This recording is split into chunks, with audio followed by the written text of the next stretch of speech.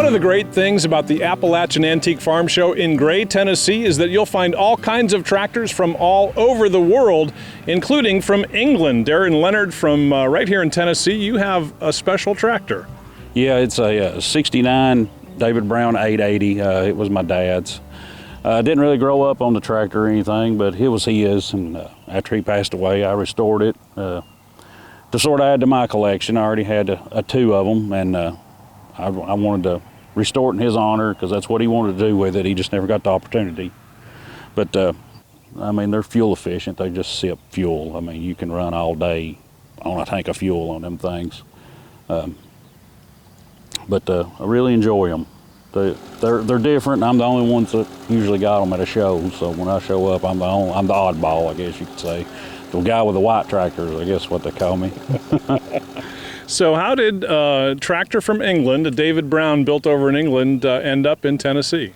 They imported them in, and I think it started importing into the United States around 65, I think is when they started importing them.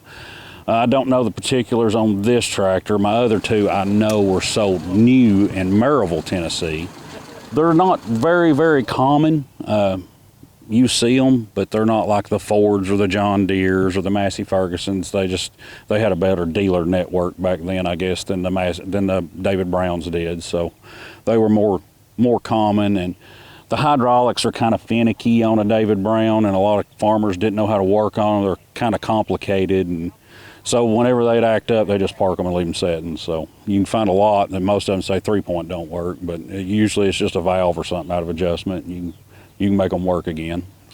So this is a 1969 880. What were some of the features that the David Brown tractor offered farmers then? Back then, they were one of the first ones to have a 2-speed PTO. They had 540 and 1000, and it was on the same PTO shaft. You just pushed the lever one way to 540 and another way back to 1000. They're comfortable. They're a little bit harder to get on and off of, but once you get on them, they're comfortable. They're a comfortable tractor.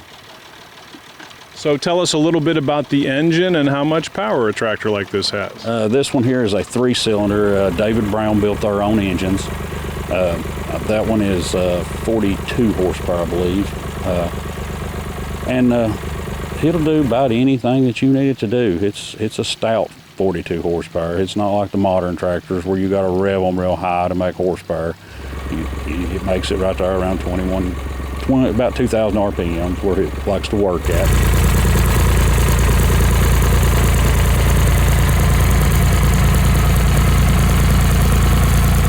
Yeah, you like the design?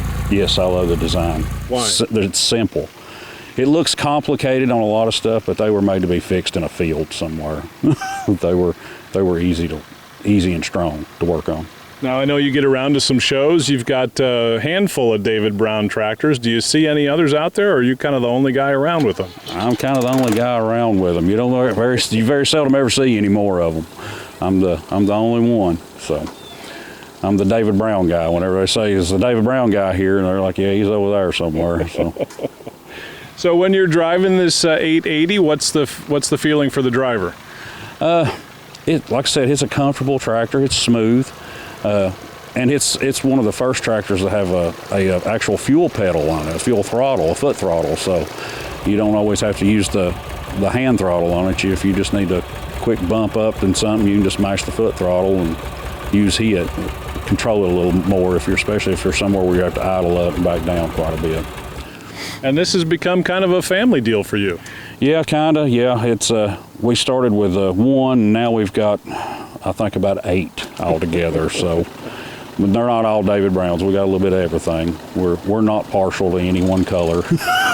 We like them all.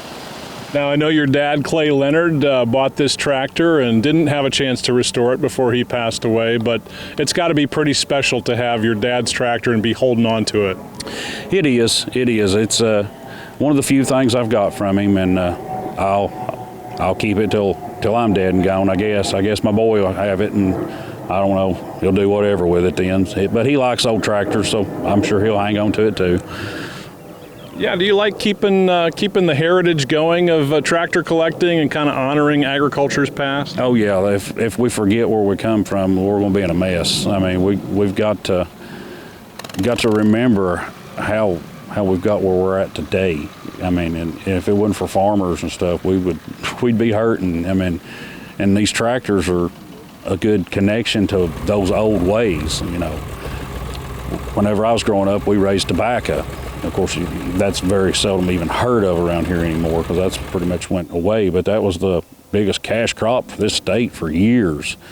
You know, and like I said, there's a lot of younger people today have no clue what it's like to work in a cold tobacco barn grading tobacco, and it's awful. I'll just tell you from experience. So working this 880, still keeping a David Brown tractor running and part of your own farming operations, it's got to be pretty special. It is.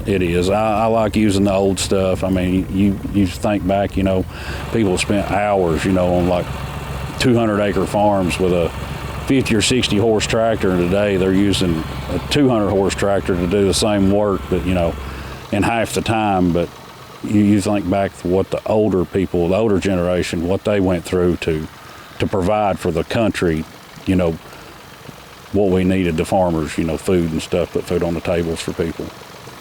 All right, Darren, thanks for sharing a little bit of the story of your David Brown tractor collection. Oh, you're welcome. I'm glad to show it to you. For sure. Darren Leonard and the Leonard family keeping history alive with their David Brown tractors all the way from England. Hey, thanks for catching Classic Tractor Fever. Be sure to like and subscribe to our channel right here on YouTube. You can also find even more videos and branded merchandise over on our website, classictractorstv.com. Now don't forget, hit that like and subscribe button.